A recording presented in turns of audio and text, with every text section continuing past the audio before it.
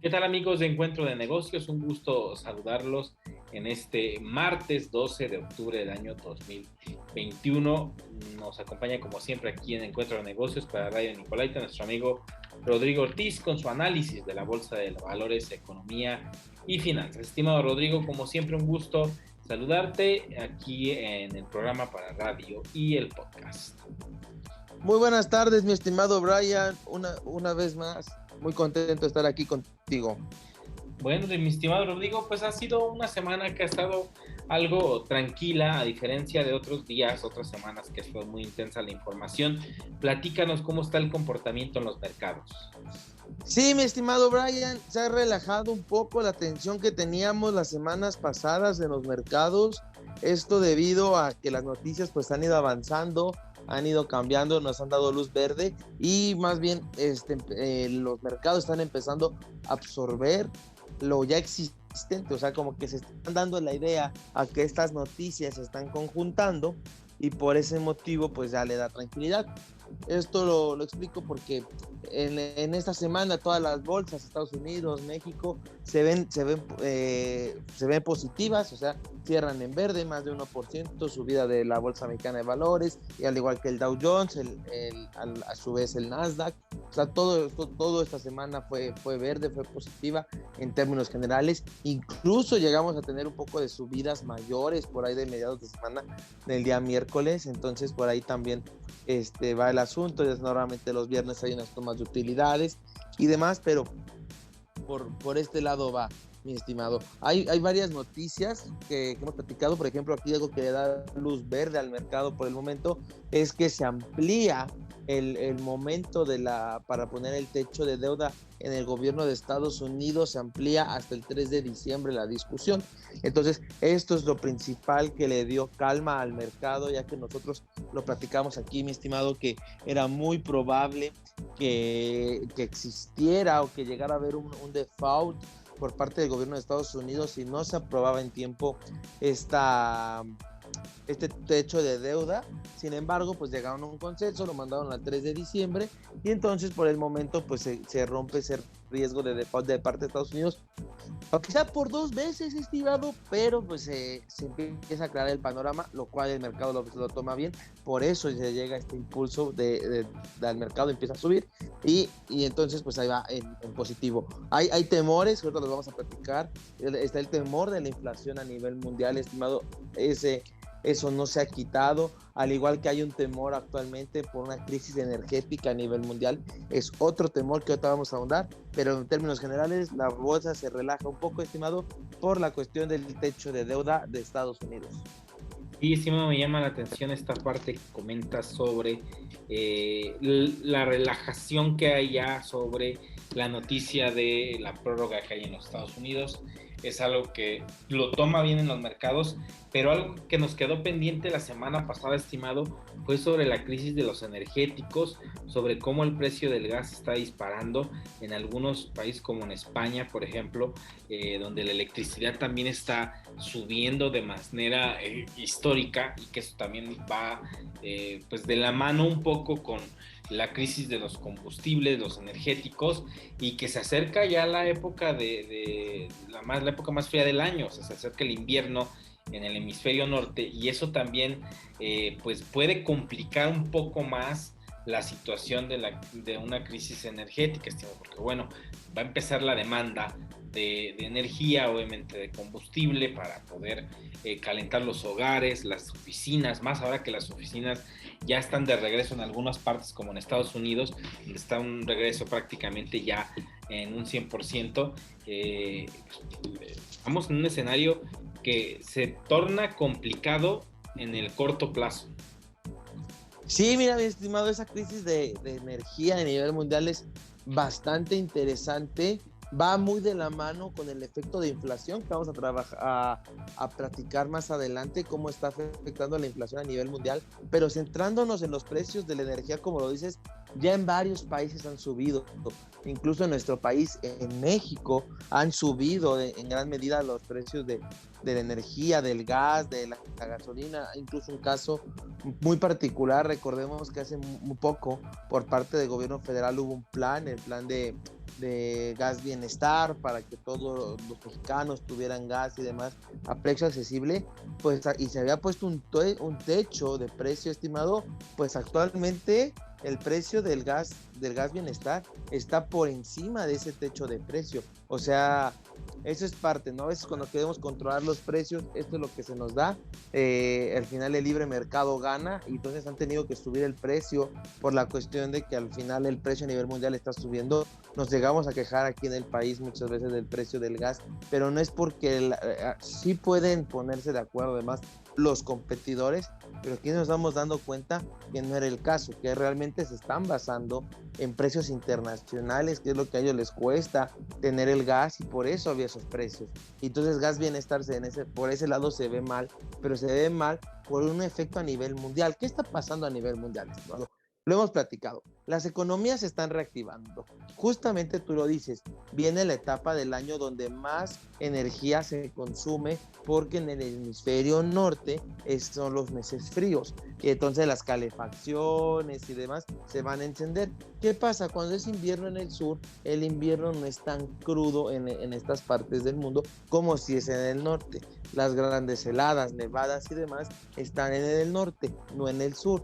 Entonces esto hace que vaya a haber un mayor consumo de energéticos en general para calentar los hogares. Una de las causas. Otra causa es que la OPEP había recortado justamente hace aproximadamente un año la producción petrolera entre sus agremiados porque había un exceso, ahí sí, había un exceso de oferta. O sea, estaban produciendo demasiado, lo que nos llevó a precios negativos del petróleo y entonces justamente ellos para evitar que esto sucediera y demás, recordemos que esos precios negativos se dan por la falta de dónde almacenar el petróleo. Entonces, entonces por este lado ellos recortan la producción de petróleo a nivel mundial por la misma pandemia, se estaba consumiendo poco para evitar pérdidas por sobreproducción, de evitar que se fueran negativos y demás. Entonces ellos recortan y en una última reunión que tuvieron hace una semana, pues decidieron que no era momento de aumentar la producción.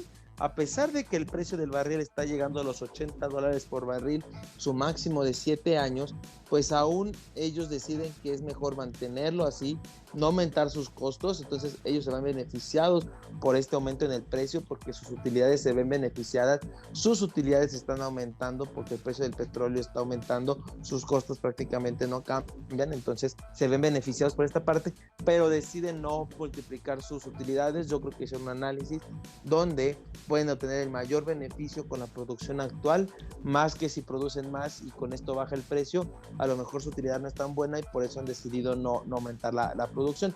Pero, pues, ¿qué pasa? Que ya la gente está saliendo, viene la parte fría del año donde se consume más, entonces la demanda está aumentando, pero la oferta sigue siendo lo misma.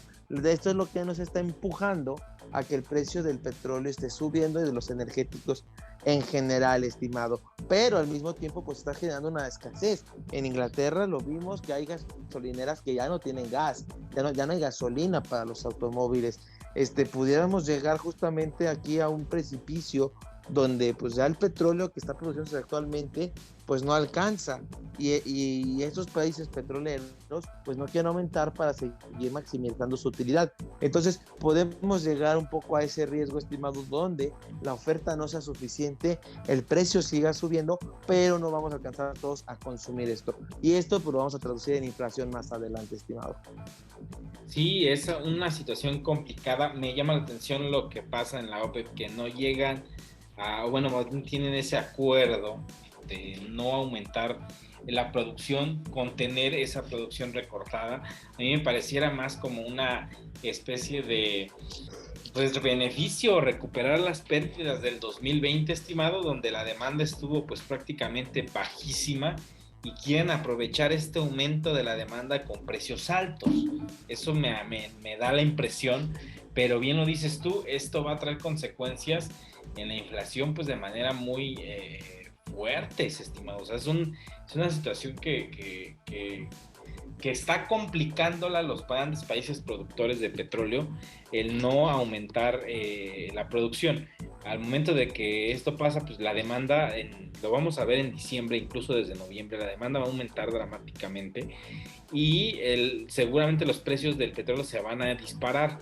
No sé si podamos ver precios del petróleo arriba de $100 de barril de petróleo.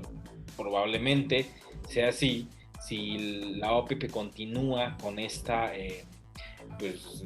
negativa a aumentar la producción. Yo lo veo más por ese lado, estimo, que tal vez están intentando recuperar lo perdido sin preocuparse por los efectos que pueda tener.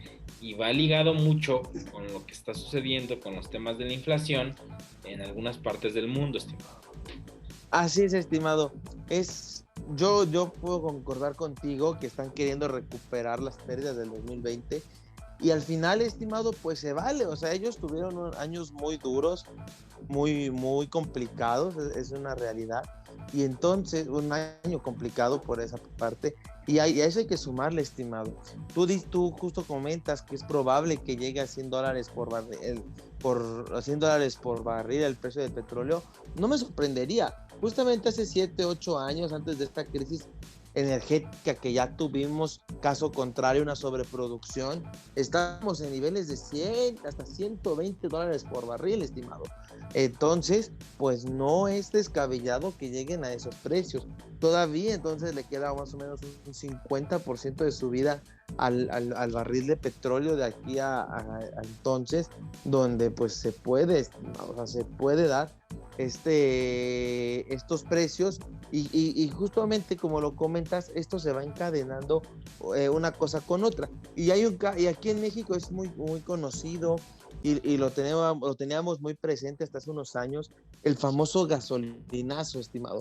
Cuando la gasolina subía de precio, veamos cómo todos los precios subían. Esta es la inflación que genera justamente el petróleo y la gasolina. En México había un subsidio para la gasolina, para la cual pagábamos. Para ir eliminando ese subsidio, pues empezamos a tener aumentos paulatinos para evitar una gran inflación y entonces paulatinamente nos iban quitando ese subsidio. Ahora, hasta que llegáramos al punto en que ya hasta ese momento ya se eliminaba el subsidio y listo. Entonces eso fue subiendo los precios. Ahora, estimado, hay que traducir eso a nivel mundial. ¿Por qué? Porque al final aquí en México era la gasolina, un bien que sirve para transportar, llevar las mercancías y demás. ¿Qué pasa? Pero viene del petróleo. ¿Qué pasa si el petróleo sube en demasía a nivel mundial como lo está haciendo ahorita? Un producto tan básico como es el petróleo, por la gasolina, por todos los materiales que se generan, todo lo que mueve. Entonces, ese es el efecto que estamos teniendo a nivel mundial.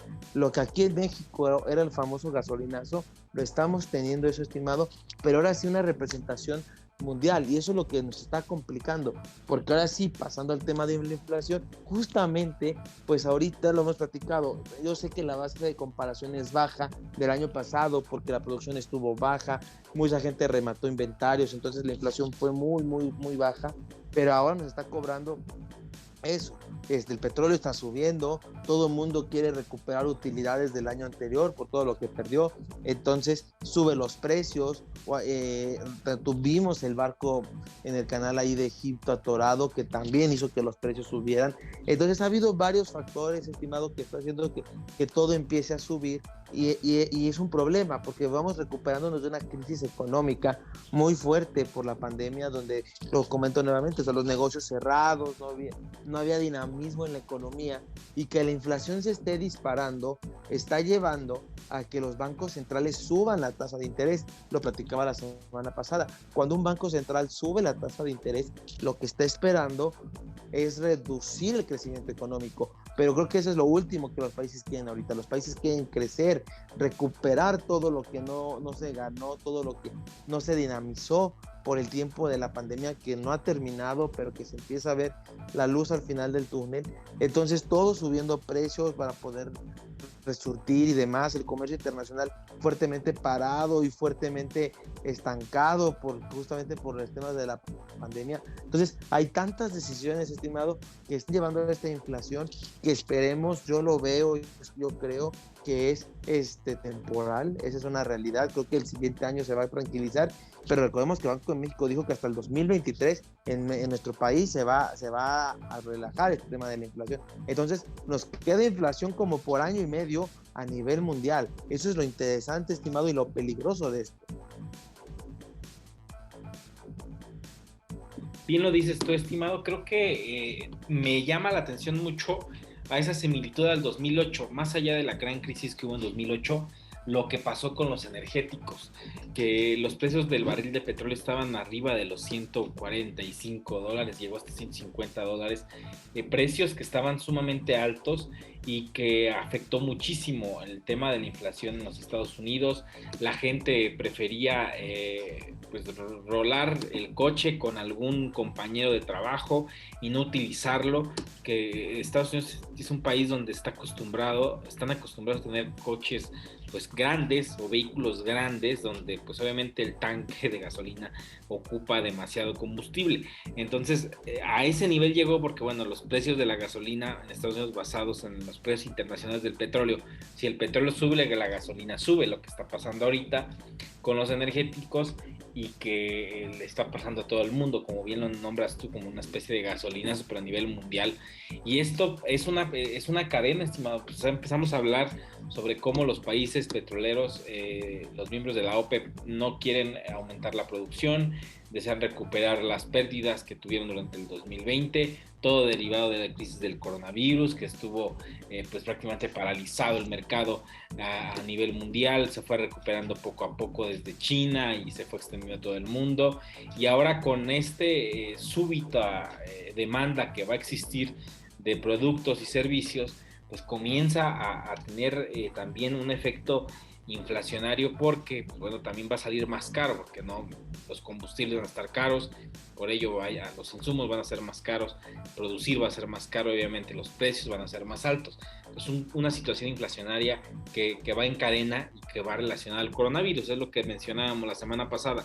El coronavirus empieza a cobrar la factura y todavía no acaba la pandemia, porque todavía no sabemos qué pasa, estimas. Otra cosa también interesante, a pesar de que hay una vacunación importante a nivel mundial, todavía no sabemos qué pasa este invierno, al menos en el hemisferio norte, con una oleada de contagios, si llega a darse o no llega a darse.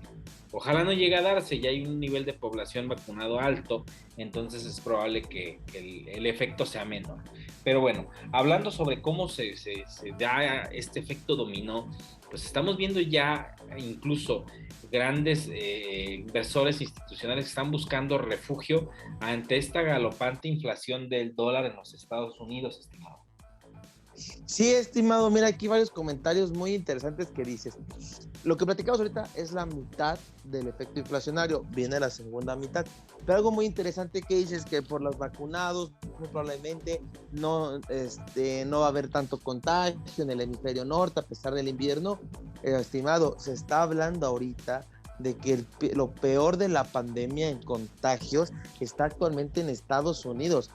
Estados Unidos está teniendo un problema de contagios donde están teniendo 150,000 contagios más que la semana pasada. O sea, los contagios están aumentando en Estados Unidos.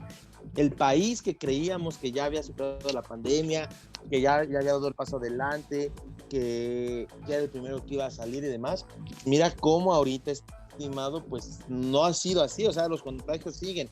No es solo la vacunación, es seguir con las medidas, seguir con el cubrebocas y que la gran mayoría de la población esté vacunada, porque es otra realidad. En Estados Unidos hay un gran sector de la población que no se quiere vacunar y que eso puede empeorar las cosas si se logra una mutación. Entonces, no creo que este invierno sea tan tranquilo como lo estamos platicando. Creo que sí va a haber una serie de contagios si no mantenemos las medidas. Entonces no cantaría victoria aún con esta parte del coronavirus. Yo creo que nos está cobrando la factura ahorita y puede seguirnos la cobrando por un tiempo más. Y ahora, la segunda parte de la inflación, estimado, viene, lo hemos platicado aquí hasta el cansancio. Estados Unidos regaló dinero, esa es la realidad. Imprimió dinero y se lo está dando a la gente. La gente tiene más dinero para gastar, lo invirtió, lo especuló y llevó a las bolsas a niveles, a máximos históricos, llevó al criptomercado a máximos históricos. O sea, la gente tenía dinero y no tenían que gastar en la pandemia porque estaba encerrado en su casa, que estuvo invirtiendo fuertemente y llegó, que lograron grandes utilidades, que bueno, pero ahora tienen otra vez un montón de dinero para gastar y ya están pudiendo salir. Eso hace que pues vayan y salgan y gasten y la inflación sigue porque la gente tiene dinero, pero no solo fue durante la pandemia, todavía se les está regalando dinero, estimado. Y creo que por ahí va la otra parte del problema. Como la gente tiene tanto dinero en los bolsillos, dinero ocioso, pues gasta y genera inflación, o invierte y seguimos alimentando esa burbuja de la que tanto hemos hablado aquí. Entonces, Estados Unidos es de los principales que está provocando esta inflación a nivel mundial por todo el dinero que regaló. Actualmente la deuda de Estados Unidos supera el Producto Interno Bruto. Tiene una deuda como del 130% de su Producto Interno Bruto. O sea, imprime y sin respaldo, con el respaldo de la Reserva Federal de que le va a comprar los bonos que le permiten seguir endeudándose, y justo por eso necesitan aumentar el techo de la deuda para que la Reserva Federal tenga más dinero que pueda gastar para poder seguirse endeudando Estados Unidos. Esa es la importancia y vemos cómo está todo conectado, el techo de la deuda, la inflación, la crisis energética, todo lo que tiene que ver con la macroeconomía. Vemos cómo están interconectados y nos están dando el resultado actual, que pendemos de un hilo. La economía actual sí está pendiente de un hilo. Si el precio del petróleo sube demasiado, la inflación se nos va a desbordar, o si la inflación sigue subiendo, eso dice, ok, sigue subiendo, pues la gente puede comprar gasolina más cara. Entonces, pues vamos del precio, sube el precio del barril y entonces todo está interconectado, estimado, pero pendiente de un hilo. Cualquier error puede generar, ahora sí, la crisis económica que no vimos durante la pandemia, estimado. Y llama la atención lo que comentas, estimado, recuperando un poco lo del coronavirus, siendo yo algo optimista, pero sí tienes mucha razón. Es una cifra que no se ve en la cifra de los vacunados, pero también se ve en la cifra de los no vacunados, pero los no vacunados que no se quisieron vacunar. Esa es una realidad. Hay mucha gente que por sus ideas, por sus creencias o por lo que haya sido, no se vacunó. Y esto puede traer un problema muy grande, tanto en Estados Unidos como lo hay, y creo que en Estados Unidos el acceso a la vacuna es prácticamente viable en cualquier lugar, en cualquier rincón de los Estados Unidos es viable acceder a la vacuna. En México ha sido accesible también, pero creo que en Estados Unidos es más accesible que en México, pero aún así todos han tenido acceso, al menos a los mayores de edad, han tenido acceso a la vacuna. Y ha habido gente que no se ha vacunado, estimado, y eso es lo que llama mucho la atención, que pudieran existir estas mutaciones. Ya pasó con el caso Delta, la variante Delta, cómo llegó a México, como sí tuvo un efecto multiplicador, fue más contagioso y también fue más mortal. Entonces hay que tomarlo en cuenta. Te doy la razón esa parte que dices tú sobre cómo pudiera darnos una sorpresa nuevamente el coronavirus, porque no se ha vencido en su totalidad. Si vemos Estados Unidos, que es un país que tiene las vacunas a su disposición, y hay gente que incluso no se ha vacunado, más aunado a que eventos masivos ya existen en Estados Unidos. Hay eventos masivos, la gente, si quiere o no, usa cubrebocas y están viendo las consecuencias ahorita. Creo que lo principal ahora es entender que debemos cuidarnos, que debemos seguir usando el cubrebocas. Creo que la gente ha entendido esa parte, porque el fin de semana, por ejemplo, que fui al cine, la gente va y todo el mundo trae su cubrebocas, todo el mundo respeta la distancia, la mayoría de lo posible, y trata de mantener pues tratar de también mover la economía, ¿no? En un sentido de seguir saliendo y seguir consumiendo, pero también en el sentido de seguirse cuidando, a diferencia de Estados Unidos, que mucha gente ya no usa la mascarilla porque dicen, no, ya no es necesario, se la han quitado, van a conciertos y la gente se reúne en masa de 20, 30 o 50 mil personas en un estadio, en un concierto. Se vuelve algo caótico. Es algo que todavía en México no está, digamos que autorizado. Entonces hay una diferencia grande, pero no deja de ser un riesgo que pudiera darse este tipo. Y también otra cosa, estimado, que los flujos migratorios que estamos viendo en México y que vamos a ver también finalizando el año de Estados Unidos hacia acá, cuando vienen muchos mexicanos que radican en Estados Unidos y vienen a México. Entonces no sabemos ese flujo migratorio que no lo vemos en masa, pero que se da, cómo vaya a implicar en una serie de contagios, más el flujo migratorio que viene del sur hacia el norte, con toda esta oleada de inmigrantes haitianos, centroamericanos e incluso sudamericanos que han estado pasando por todo el país. Ahorita estamos en un momento que no ha habido un repunte de contagios, pero en la época invernal no sabemos cómo se vaya a dar. Y hablando referente a la inflación, estimado, y al refugio en el que están buscando inversores institucionales luego de que Estados Unidos, literalmente, bien lo dices tú, regaló dinero, le regaló el dinero a la gente el año pasado, y lo dijimos aquí, en algún momento eso va a traer consecuencias, y la inflación galopante está en todo su esplendor. Los inversores institucionales se habla de que están refugiándose en el Bitcoin, estimado, algo que me llama mucho la atención, porque inclusive están prefiriendo el activo que incluso al mismo oro. Pues sí, estimado, es retomar, o sea, todo está súper conectado y que a veces no vemos de esta parte. El Bitcoin, platicando un poco sobre el criptomercado, está teniendo ya un rally cercano al 30% en el mes de octubre, donde está por llegar a los $57,000, pasó la barrera de los $55,000 por Bitcoin, llegando a los 57,000, muy cerca, rozándolo. Entonces, ¿qué pasa? Lo regresamos, ¿no? Estados Unidos regaló dinero, toda la gente tiene dinero, y entonces al tener tanto dinero y gastando, pues se suma a este número de gente que tiene dinero los inversionistas institucionales, los bancos. ¿Qué hacían? Normalmente, pues tú vas, depositas tu dinero en el banco y el banco presta ese dinero. Como hay demasiado dinero en circulación, la gente ya depositó demasiado dinero en los bancos, en los fondos de inversión, en todo.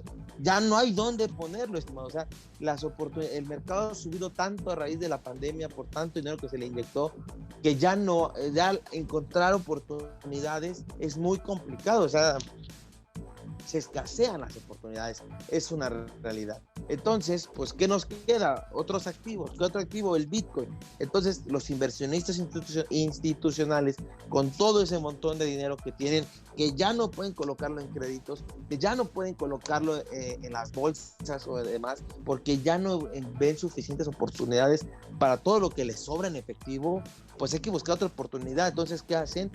Toman y lo invierten en Bitcoin. ¿Cuál es la diferencia? La bolsa es tan grande, estimado, que un inversionista institucional puede jugar sin problema. Cuando un inversionista institucional llega al criptomercado, el criptomercado no es lo suficientemente grande que cualquier movimiento de un inversionista institucional mueve el precio. Si vende, lo tumba. Si compra, lo dispara. Y entonces, habiendo tantos inversionistas institucionales que están entrando al criptomercado porque le están viendo una oportunidad, porque están haciendo sus modelos de riesgo y saben que a lo mejor están arriesgando el 1% del portafolio, pero ese 1% del portafolio de un inversionista institucional es un montón de dinero para el criptomercado, y entonces lo impulsan, lo están llevando al siguiente nivel, porque están arriesgando muy poco, pero pueden ganar mucho, porque el criptomercado es muy volátil y la volatilidad nos da grandes rendimientos y grandes pérdidas. Entonces, están muy al pendiente de esto estos inversionistas, y pues están moviendo el mercado y lo están impulsando. Y entonces, nuevamente, vemos precios por arriba de los $50,000, se acerca a los 57, después va a llegar a los 60, va a llegar al máximo de los 64, o sea, va a estar acercándose con tanto inversionista institucional, pero entre más sube, estimado, pues a la gente más le interesa, porque todos quieren ser partícipes de estas grandes subidas, solo que a veces se nos olvida que las grandes subidas pueden llevar a grandes bajadas, grandes pérdidas. Entonces no es invertirlo todo, aunque te diga el inversión institucional, yo estoy invirtiendo $100 millones, sí, pero esos 100 millones de dólares a lo mejor es el 0.01% del portafolio que él maneja.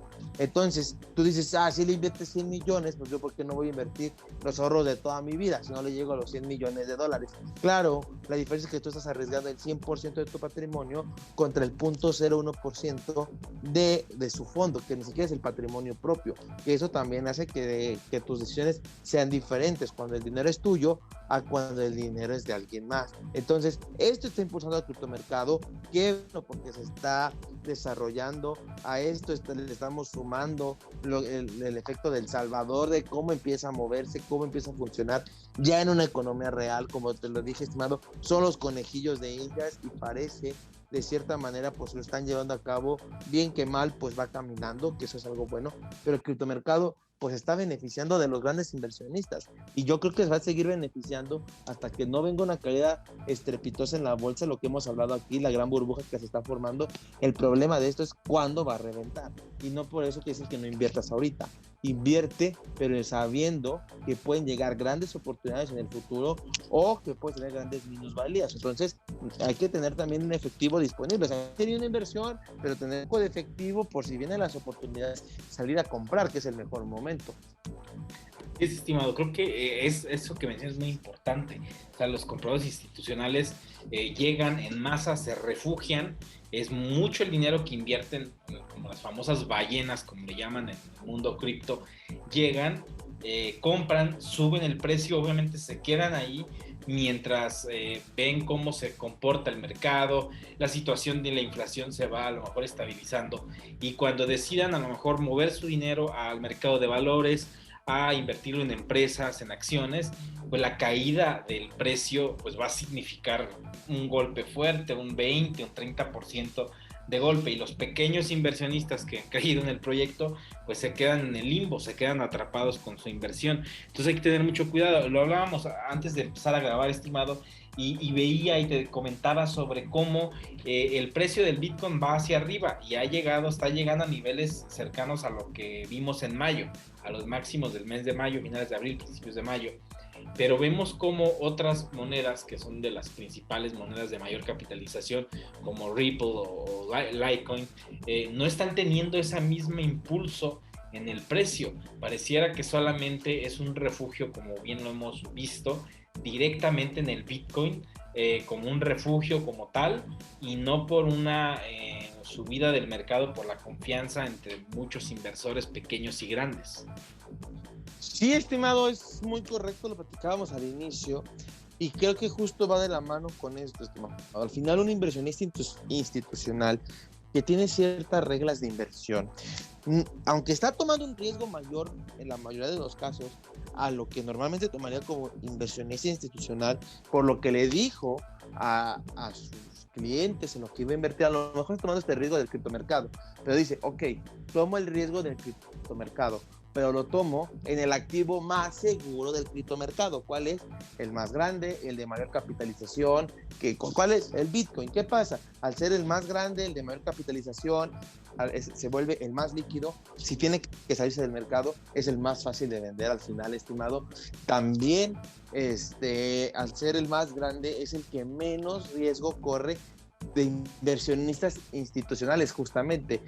Te lo digo, o sea, suena contradictorio lo que dije, pero es que, o sea, al final un inversionista institucional mueve el precio, pero lo va a mover en menor medida a que si entra a un Ripple, incluso si entra a un Dogecoin, si entra a un Mana, o sea, todas estas más pequeñas, entra un inversionista institucional, ¡pum!, lo va a disparar.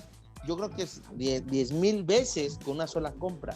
En cambio, pues en el Bitcoin, pues sí sube mucho, porque sube 4 o 5%, pero pues es una relación mucho más pequeña que suba 5 veces a que suba 100 veces por una sola compra. Entonces, pues al final es el que menos manipulación de mercado pudiera llegar a tener. Entonces, pues por eso buscan el Bitcoin, porque es como el más estable, el que si tienen que salir pueden vender rápidamente, el que su precio no va a aunque es un súper volátil, comparado contra la bolsa, su volatilidad es mucho menor con las otras monedas. Entonces, por ahí también, creo que por ahí va este motivo de la subida tan estrepitosa del Bitcoin, porque justamente eso comprueba que los inversionistas institucionales son los que están disparando el precio y que solo están invirtiendo en Bitcoin y no se van a arriesgar más a otros mercados, estimado. Así es, estimado. Creo que veremos pronto cómo se desenvuelve toda esta cuestión de que es una cadena. O sea, empezamos hablando sobre cómo los precios de los energéticos basados en lo que pasó con la OPEP, pues caen hasta acá, hasta el criptomercado con los inversionistas institucionales. Entonces, pues bueno, es algo que va interconectado, es el mundo globalizado. Veremos qué sucede en los próximos días, la próxima semana, aquí a través de Encuentro de Negocios. Llegamos a la parte final del programa, estimado Rodrigo. Como siempre, un gusto tenerte aquí en el programa, como cada semana. Muchas gracias por la invitación, estimado. Así es, pues bueno, nos escuchamos la próxima semana aquí a través del 104.3 de FM Radio Nicolaita. Yo soy Ryan Ramírez y recuerden, somos el único programa especializado en temas de negocios de la ciudad. Hasta la próxima.